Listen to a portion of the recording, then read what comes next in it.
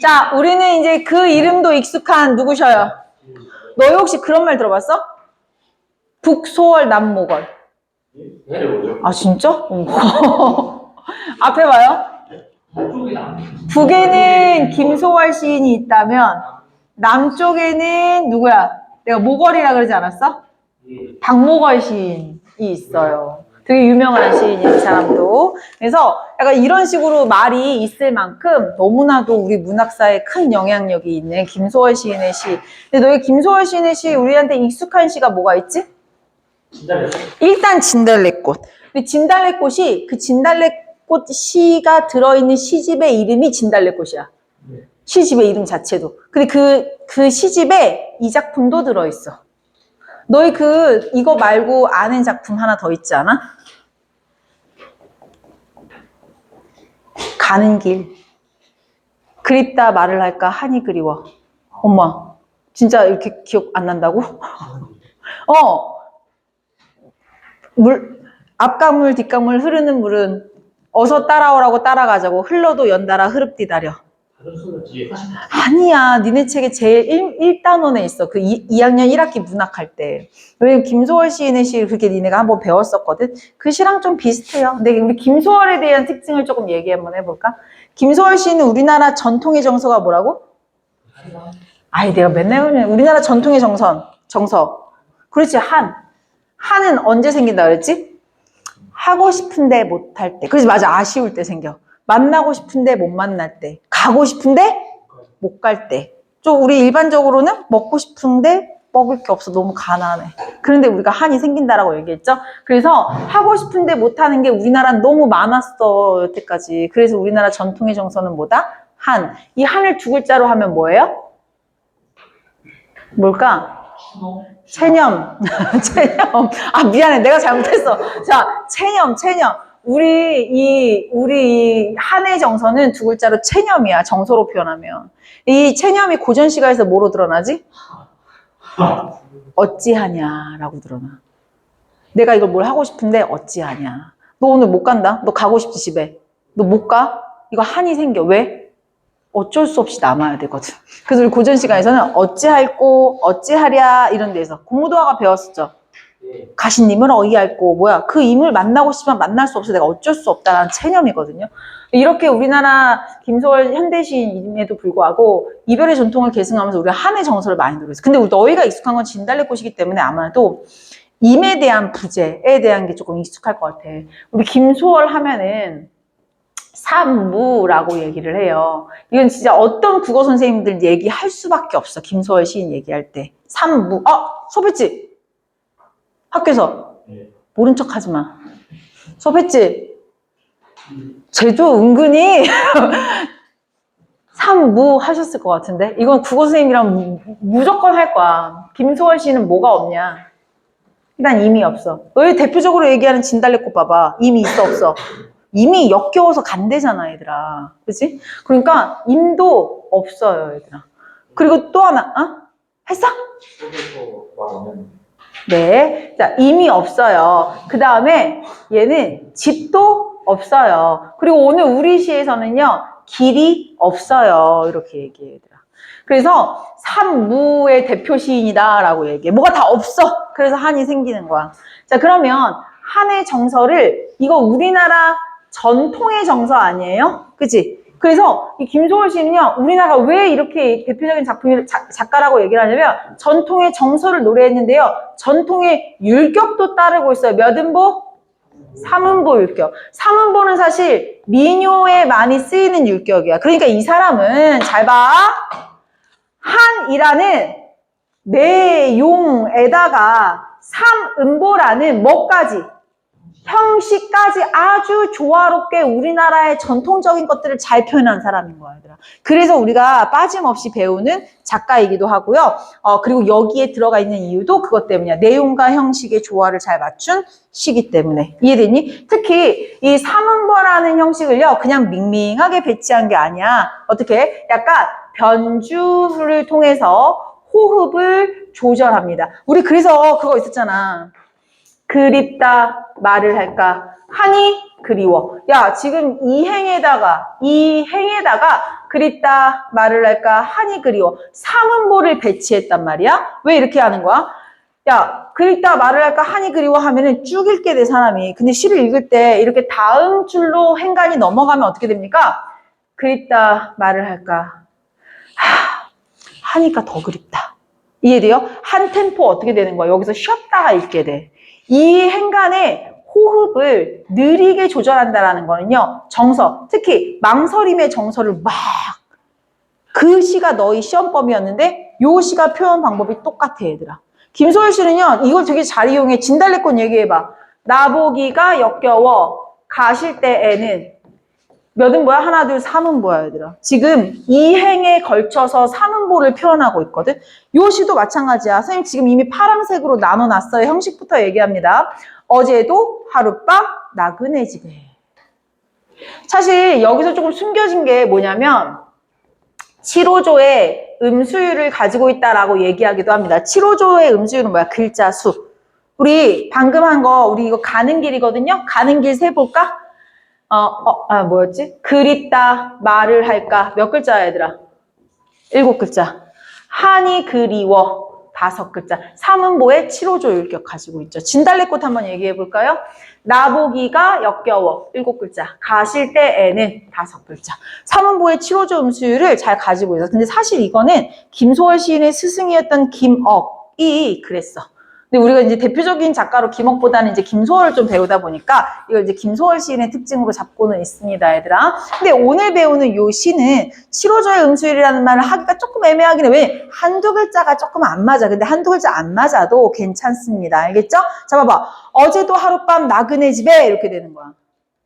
까마귀 까깍 울며 새었어. 이렇게. 이해되니? 야, 전체적인 분위기 한번 봐봐. 이렇게 산이 있으면 아마도 길이 막 펼쳐져 있을 거야. 길이 펼쳐져 있어. 근데 이 길에서 여기 한 구석에서 얘가 어떻게 여기 겨우 하룻밤 잤나 봐. 하룻밤. 근데 얘들아 나그네라는 세팅이 나그네 어떤 사람이지? 떠돌아다니는 사람. 우리 일제강점기의 작품은 대부분 어떤 노래를 많이 한다 그랬지 얘들아? 광복이 와야 돼. 이 한 목숨 바쳐서라도 내 몸 한 몸 희생하더라도 광복을 위해 힘쓰겠어. 라는 어떤 의지적인 내용 아니면 우리 너무 비참하지 않니? 우리 너무 절망스럽지 않니? 라는 시가 바로 김소월 시인이야, 얘들아. 우리 민족의 비애감을 많이 얘기해요, 얘들아. 우리 민족이 어때요? 나 여기서 나라 땅 먹고 살고 있었는데 논밭 빌려서 살고 있었는데 그 논밭을 일본이 뺏어갔어. 일본 땅이 됐어. 일본이 세를 적게 받을까 높게 받을까? 높게 받겠지? 그럼 여기서 먹고 살 수가 없어. 자이든 타이든 어떻게 해야 돼? 떠나야 돼. 근데 얘들아 어디로 갈지 정해놓고 떠나요? 너희 생각해봐. 너희 이사 다녀봤지? 이사 갈 때 엄마가 야 우리 며칠 뒤에 어디로 이사 간다? 하고 미리 말해주지 않아요? 근데 우리 여길 떠나야 돼. 근데 사실 어디로 갈지 정하지 못했어. 엄마가 이렇게 말한다고 생각해봐. 어떨 것 같아 니네 기분이? 막막하지 않니? 절망스럽지 않니? 그거야. 우리나라 민족이 그랬다고 얘들아. 여기서 더 이상 살 수 없어. 자이든 타이든 떠나긴 떠나야 되는데 어디로 갈지 몰라? 이거는 방향성을 상실한 우리 민족의 비애감, 절망감을 잘 나타낸 작품. 이게 왜냐면 여기 가는 길이라는 작품이 나오게 됐는데 오늘 배우는 작품은 길이에요. 근데 우리 문학에서 이건 김소월 시인뿐만이 아니야. 우리 문학에서 이 길이 가지는 상징성, 이게 표상하는 바가 중요해. 길 뭐야? 야, 내가 지금까지 걸어온 길을 생각해 보잖아? 할 때 니네 지금 이거 의미상 맥락으로 받아들일 거야? 아니면은 맥락, 상황 맥락 받아들여야지, 그치? 근데 진짜 내가 다닌 그 로드를 얘기하는 거야? 야, 선생님 여태까지 걸어온 길을 생각하면 하여튼 그 길이 뭐야? 로드가 아니라 라이프잖아. 인생이잖아, 얘들아. 그치? 그래서 보통요, 이건 되게 클리셰적인 건데, 길을 뭐에다가 얘기를 많이 한다. 우리 인생길. 또는 삶에 대해서 표상을 많이 하는 걸로 우리가 일컬어집니다. 여기서도 마찬가지예요. 자, 우리 일단은 형식적인 부분에다가 내용 살짝 했는데요. 앞에 보세요. 형식적인 부분 갈게요. 한이라는 내용을 이렇게 음보율을 설치하면서 형식적으로도 운율감 잘 드러내줄 수 있다라는 거. 근데 여기서 딱 한 게 우리 저렇게 음보 정해져 있는 작품들 시조 알죠? 시조는 사음보 율격이잖아요. 그 시조를 우리가 그래서 외형률이다라고 얘기해. 호흡을 딱 끊게 해놨다고. 근데 여기서 조심할 거. 김소월의 진달래꽃이나 뭐 이런 시들이 삼음보 율격을 정해놨다고 해서 이거 외형률 아닙니다. 이건 내재적으로 이제 운율을 만들어낸다라고 꼭 인지하셔야 돼요. 알겠죠? 자, 선생님이랑 이제 형식은 다 했기 때문에요. 내용상으로 좀 들어가 보도록 할게요, 얘들아. 해제 파트 읽겠습니다. 고향을 상실한 채 떠돌아야 되는 누구? 나그네. 근데 이거 일제강점기를 생각하면요. 삶의 터전을 뺏기고 유랑하는 누구? 우리 민족의 피해. 사실 이것도 일제강점기나 어떤 그 시대적 배경을 갖고 있는 그런 작품들을 해석할 때 우리가 반드시 필요한 자세지. 거기 나오는 화자의 아픔은 화자의 개인의 아픔이 아니야. 우리 민족 전체를 확대 해석하는 경우들이 더 많아요. 이 경우도 그렇죠. 나그네는 누구를 상징한다? 네모박스? 민족을 상징한다. 자, 방향성을 상실한 길이라는 공간적 배경이 있고요. 삶의 뿌리를 잃은 화자의 절망과 허물을 뜻하고요. 주체적 삶의 길을 잃었던 우리 민족의 비애와 좌절을 보여준다. 근데 이제 어떻게 보여주나? 표현상 특징은 파란색입니다. 전통적인 삼음보 일격을 변주했고요. 말을 건네는 투가 있고요. 자, 대화를 하듯 말을 건네는 거, 그리고 감정이입도 있습니다. 감정이입은 이따가 찾아보도록 할게요. 자, 그러면 김소월의 길 갑시다. 자, 얘들아. 어제도 하룻밤 나그네 집에 까마귀 까깍 울며 새었소라고 하는데, 와, 얘들아, 지금 나그네야. 나그네가 여기서 하룻밤 잔 거야. 하룻밤 잤는데 니네 하룻밤 잘 때마다 어디로 갈지 몰라서 하룻밤씩 다른 집에서 이동해서 잔다고 생각해봐. 미치는 거지, 그치? 근데 여기에 지금 누가 막 울고 있어요. 까마귀가, 어머, 까마귀 어떻게 그리냐? 그 까마귀. 까마귀가 여기서 까깍 하고 울고 있어. 그럼 어때? 분위기가 어때? 플러스야, 마이너스야? 마이너스지. 그 마이너스 분위기를 음성 상징어로 반복하면서 잘 보여주고 있죠. 어제도 하룻밤 나그네 집에 까마귀가 까까 울면서 새었대. 얘들아, 지금 밤을 울며 샌 건 누굴까? 나 내일 아침엔 또 어디로 가야 되지? 얘가 울면서 밤샌 걸 거야, 아마. 그래서 이거 감정이입이 일어났다라는 겁니다. 알겠죠? 자, 다음 갈게요. 오늘은 또 몇 심리, 어디로 갈까? 이게 환장하는 거지. 방향성 상실했죠. 이해됐죠? 근데 여기서 중요한 거, 얘들아. 1년과 2년에 앞에 봐. 음보 변주해 놓은 거 한 번만 짚고 가겠습니다. 1년 어떻게 배열했지, 얘들아? 어제도 하룻밤 나그네 집에 하나, 둘, 세 개. 그러니까 1년 같은 경우에는 이 행을 나눠서 삼음보가 배치되어 있죠. 됐니, 얘들아?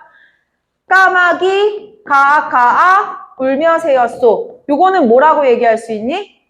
1행에 삼음보를 배치했어요. 누가 호흡이 더 빠를까? 한 줄로 쫙 있는 게 호흡이 더 빨라요. 근데 심지어 백미는요. 1년이 아니라 2년이야. 오늘은 또 몇 심리? 됐나요? 어디로 갈까? 됐나요? 야, 지금 이거는 어떻게 배치했니?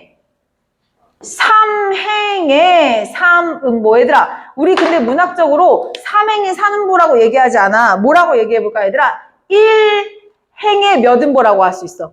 그렇지. 1행에 1음보를 배치함으로써 2연을 읽을 때 호흡이 어떻게 돼? 호흡이 어때? 낮아지는, 그러니까 느려지는 거야. 왜? 앞에 봐. 읽어봐. 까마귀 까까 울며 새었소. 오늘은 또 하고 한숨 한 번. 뭐야, 오늘은 또 그냥. 몇 심리. 오늘은 또 몇 심리. 어디로 갈까? 이렇게 돼버리는 거라고, 얘들아. 이해됐어요? 그래서 이게 요 호흡을 조절함으로써 아까 전에 얘기했지? 망설임. 그 가는 길도 마찬가지잖아. 그치? 그립다 말을 할까? 한이 그립네. 이렇게 되는 거거든요. 망설임을 더 크게 만들어줍니다. 오늘은 또 몇 심리? 어디로 갈까? 산으로 갈까? 들로 갈까? 어미들 반복하는 거 보이니, 얘들아? 네모박스는 종결어미 반복하면서 운율 형성해내는 겁니다. 이거 너무 슬프다. 오라는 곳이 없어. 나는 못 가. 어디로든 가야 되는데 어디서도 오라고 얘기를 안 해. 미치는 거지. 말도 마소. 내 집도 정주 곽산. 실제 김소월 시인 고향이에요. 얘들아, 북쪽인데. 정주 곽산. 차 가고 배 가는 곳이라고. 물리적으로 갈 수 있어, 없어? 야, 차도 통하고 배도 통한다는데? 차편도 있고 배편도 있잖아. 우리 생각을 거치고 답할까요? 안 그러면 오래 걸려요. 괜찮아. 네가 음성을 내서 그런데 뒤에 다 너처럼 대답했어. 막 불행합니다. 다시. 산으로 갈까? 들로 갈까? 오라는 곳이 없어서 나는 못 가오. 말도 마소. 내 집도 내 고향이라고 생각하시면 되죠. 정주 곽산에 있고 차 타고 차편도 있고 배편도 있는 곳이야. 근데 갈 수 있어, 없어? 못 가. 이게 더 씁쓸한 거야. 아니, 고향이 어딘지 모르면 당연히 못 가지. 근데 고향이 어딘지도 알고 갈 수 있는 방법도 아는데 못 가. 됐니 얘들아? 그래서 더 미친 거야. 근데 왜 못 가는 거야? 거기 써놨죠? 빼앗겨서. 됐니 얘들아? 거기 살 수 없게 되어서. 여보소 공중에 저 기록이 공중엔 길이 있어 잘 가는가? 여보소 공중에 저 기록이 열십자 한복판에 내가 섰소. 갈래 갈린 길이라도 내게 전혀 갈 길은 없소. 자, 이게 무슨 뜻이냐? 앞에 봐요. 그래서 어제도 하룻밤 내일 어디로 가지? 고민 속에 날밤 샜어. 날밤 새고 어디로든 나온 거야. 자, 열십자 한복판에 내게 섰어. 근데 공중에 봤더니 누가 날아가요? 아이고 씨. 갈매기가 날아가. 근데 얘들 너 잘 봐. 기러기죠. 기러기 공중에 있는 저 기러기 생각해봐. 이 공중에 길이 있어 없어? 얘는 길이 없어요. 근데 위를 올려다 보니까 길이 없는데도 기러기는 아주 잘 가. 꼭 길이 있는 것처럼. 길이 없는데도 승환아 잘 가요. 근데 나는 열십자 한복판에 섰어. 나 길이 있어 없어? 길이 있는 것처럼 보이는 거야. 그치? 있는데도 내가 이 갈래 갈린 길 중에 어디로 가야 할지 모르겠다. 방향성 상실이야.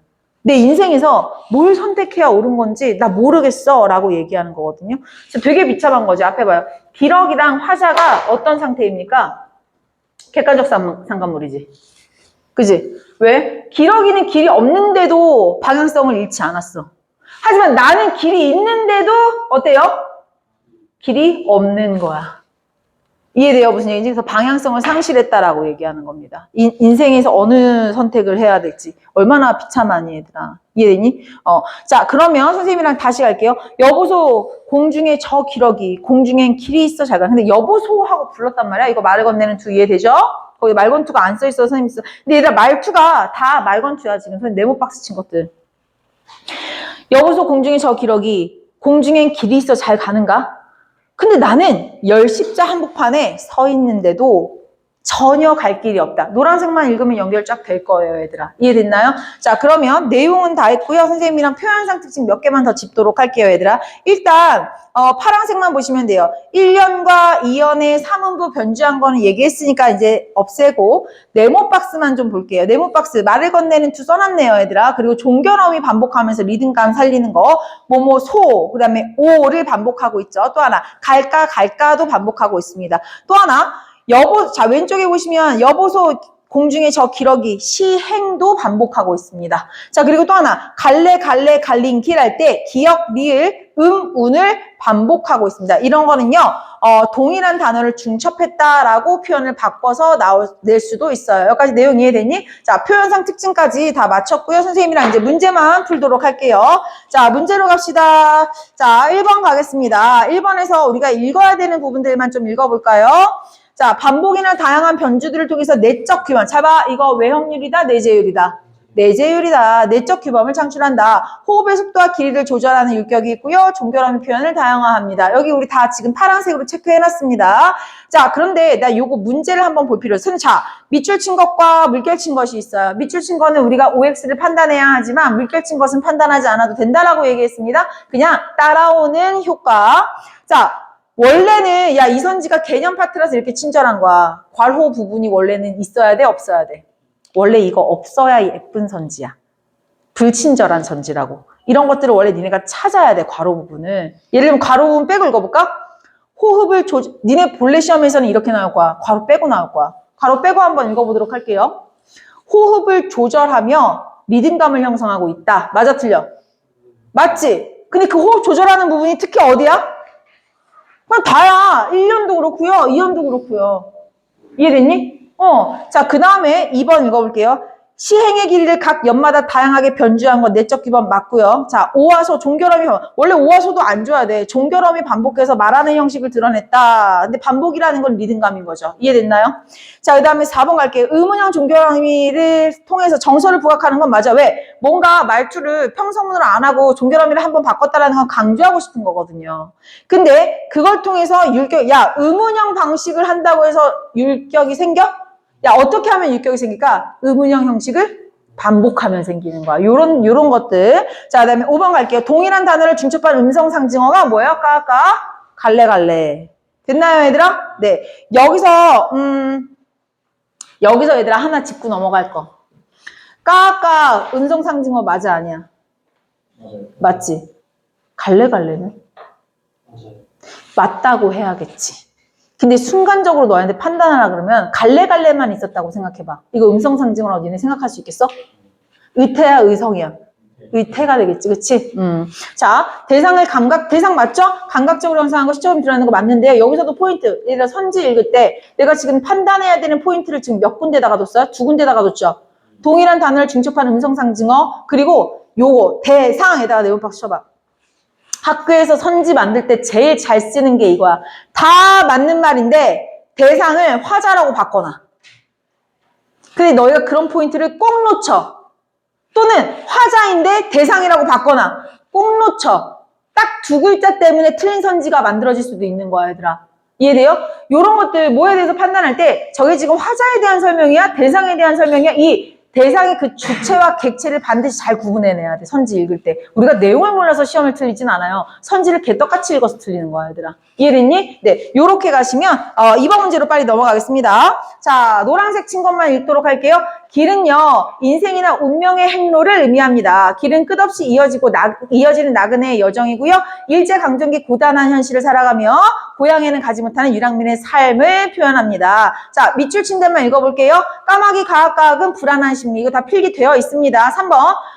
어디로 갈까? 들로 갈까? 산으로 갈까? 목적지가 없는 거. 내 집인 정주각산에 차 가고 배 가는 곳이라는 거 알고는 있지만 갈 수 없는 거. 자, 5번. 나는 전혀 갈 길이 없다는 건 불안한 현실과 유랑민의 고단함 맞습니다. 자, 2번 틀린 이유 가겠습니다. 오늘은 몇 심리? 어디로 갈까 해서 관념 속에 인생의 길을 탐색하며까지는 그렇다 쳐. 갈 길을 모색하는 거니까. 하지만 이게 종교적 얘기예요? 그거는 아닙니다. 너무 쉬운 거였고요. 자, 3번은 이 작품에는 공중에는 아무런 길도 없는데 자유롭게 비상한 기러기와 길은 있지만 어디로 가야 될지 모르는 길을 모르는 열십자 한가운데 서서요. 자, 밑줄 친 데 읽을게요. 대비를 통해서 자신이 있는 공간에서 느끼는 불안한 심리를 드러내고 있다. 괜찮나요, 얘들아? 네, 이렇게 하면 긴 소리 길까지 마치겠습니다. 자, 끊어주시면 됩니다.